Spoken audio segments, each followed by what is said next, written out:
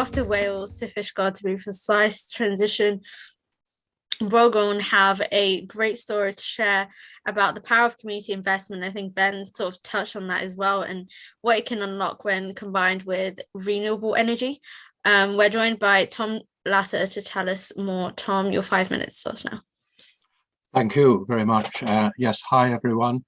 I'm Tom Lasser, and I'm grateful to the organisers to have this opportunity to tell you the story about our community wind turbine and the climate fund. We started our renewables energy group quite early on because we are near the coast, as you will see shortly, and we wanted to return money into the community from this generation of energy, and we also felt there was an opportunity to create a fund and for local projects. And so eventually, if you go to the next, please. Thanks. You will see we are close to the coast, and the Renewables Energy Group had initially thought of tidal project, and we did start on that, but that proved quite hard going. So wind was the next obvious candidate. And if you are on Google Earth at some point and you zoom in close just to the southeast of Fishguard, you can actually see the turbine. Next, please. We started planning the project in 2011 as a 50-50 joint venture with the landowner, and the turbine selected was an Endurance 225 kilowatt, commissioned eventually August 2015. Development costs of the project, preparation for planning and subsequent appeal were funded by the Welsh Government and Parc y Morfa Farms Limited, and amounted to approximately £45,000. The funding for our 50% share came to 285,000, raised by means of loans from 27 local individuals and 4 community groups.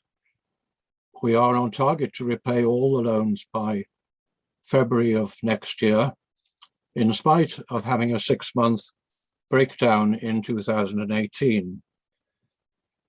That was obviously quite a challenge. We did have to send the nacelle to Northern Ireland to be repaired, and so that took 6 months out of the project. But since then, touch wood, all has been well. Next, please.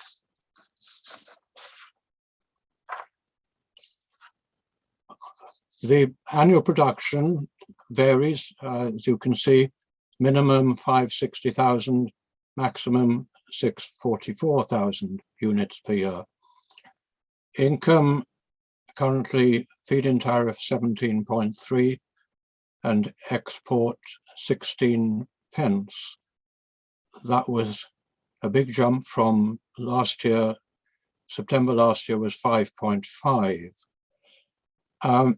Of course, there are costs, and the goose, if you get my metaphor, the goose must be fed, and the costs include rent for the site, rates, power, maintenance, and contingency funding. This is obviously quite an issue. Since the breakdown, we have no insurance cover for if that were to happen again. Tom, you've got 1 minute left. Sorry, Rob? You've got 1 minute left, Tom. Okay. The Community Climate Fund pilot was launched last autumn with the aim of, quote, getting more people to do practical activities to address climate and nature crises. If you go to the next slide, please. And 7 projects supported when we assessed them recently. The polytunnel for local primary school, wilding a corner of a playing field in the secondary school, equipment for solar-powered irrigation for a new market garden business, solar panels at the local football club, a saving pollinators event at a community garden, a series of practical courses on regenerative growing, promoting bicycle use instead of cars by training bike buddies, and that thereafter, next year and possibly later this year, we anticipate another round, and annually hope to have funding of £40,000-ish available, as well as saving up for another turbine. And I'm not joking, that's a real plan at the moment. I'll stop there. Thanks. Thank you, Tom. Thank you, Tom. It's so inspiring the way groups can find ways to support their work going forward. And we've heard a couple of examples of that. It's fantastic. Thank you so much, Tom.